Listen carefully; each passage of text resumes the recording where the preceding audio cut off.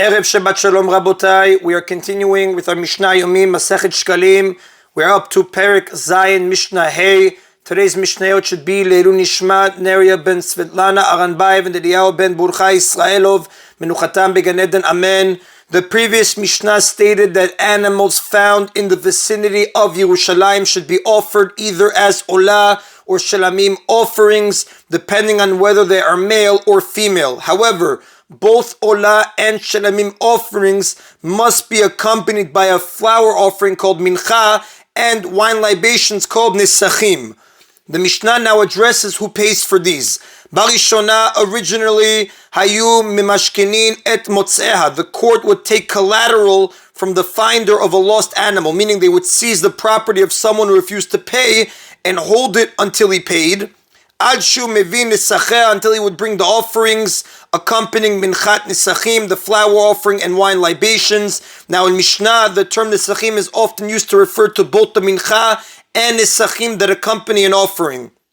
Chazru liyot manichin ota ubochin. As a result, people began to leave the animals they found and run away. So they should not become obligated to pay for the nisachim. People were willing to go to the trouble of bringing the animals they found to the temple as offerings, but they were unwilling to pay for the nisachim out of their own pockets. They therefore ran away from any animal they found rather than take control of it. Hitkinu bedin, the court therefore instituted shiu nisacheh bain mishel tzibur, that the accompanying nisachim come from communal money from the temple funds, meaning from the general fund used to pay for communal offerings, the tirumat alishka.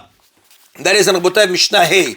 Mishnah Vav now lists the rule instituted by the court to use temple funds to pay for the nisachim of a found offering was one of a group of similar rules instituted by the court in regards to offerings. The Mishnah lists the other rules. Amar Rabbi Shimon said, Shivat Dvarim Itkinu Bedin, the court instituted 7 rules relating to sacrificial offerings. V'zeh echad mehen.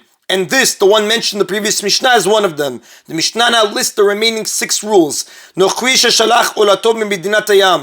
a non-Jew sent his Olah offering from overseas, a non-Jew can consecrate an animal to be offered in the temple, as the Gemara says on Masechet Menachot, page 73b.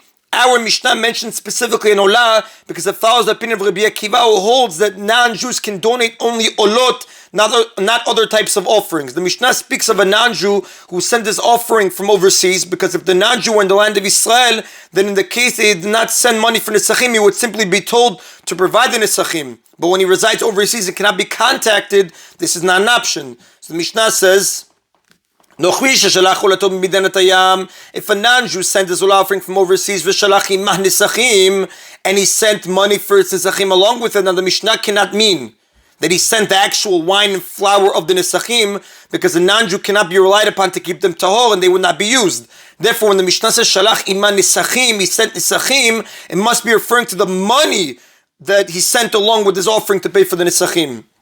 Kirevin Mishalo, then the Nisachim are offered from his own money. The money he sent is used to pay for the Nisachim. Vimlav, but if he did not send money for the Nisachim, Kirevin Mishal Tzibur, then the Nisachim are offered from communal funds, from the temple fund for offerings. If a Jew sent an offering without Nisachim, the offering would simply not be accepted without money for Nisachim being provided.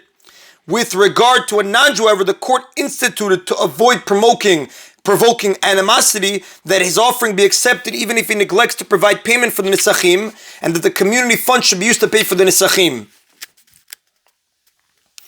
This was the second rule instituted by the court.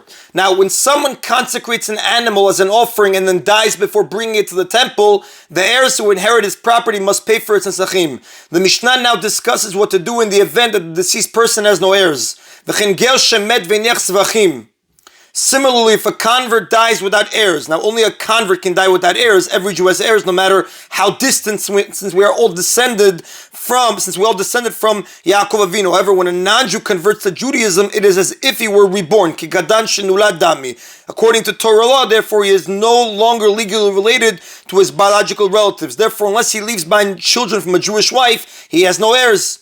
So if a convert died without heirs and left behind animals that he had consecrated as offerings, if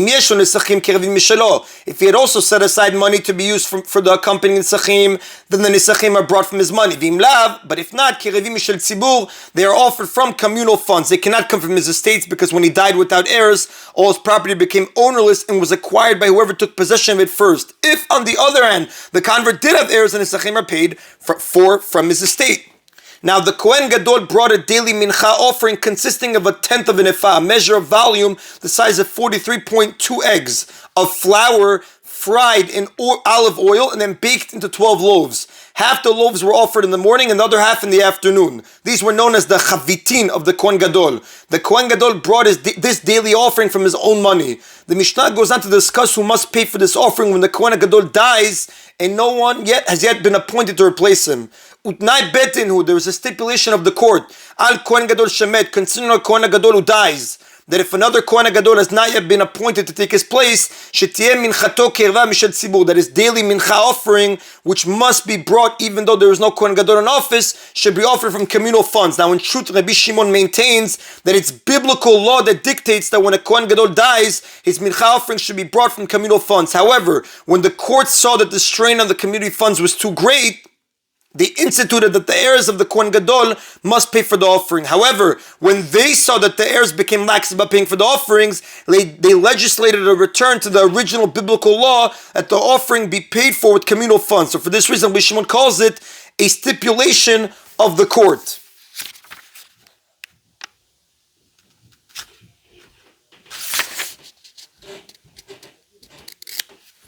Rabbi Yehuda Amel, but Rabbi Yehuda says, Mishel Yorshin, it is offered from the funds of theirs. According to Rabbi Yehuda, this is the biblical law.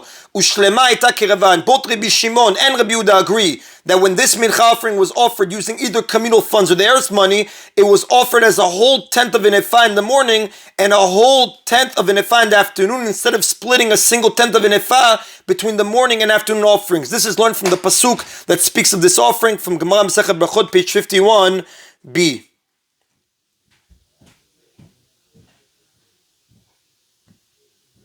And the Rav does tell us, V'alachak Rabbi Yehuda, that a follows the opinion of Rabbi Yehuda, Shemishel Yorshim Iba, that the money comes from the funds of the heirs. And that is in Rabotai of today's Mishna Yomi. Everybody should have a Erev Shabbat Shalom. Baruch Adonai Leolam. Amen v'amen.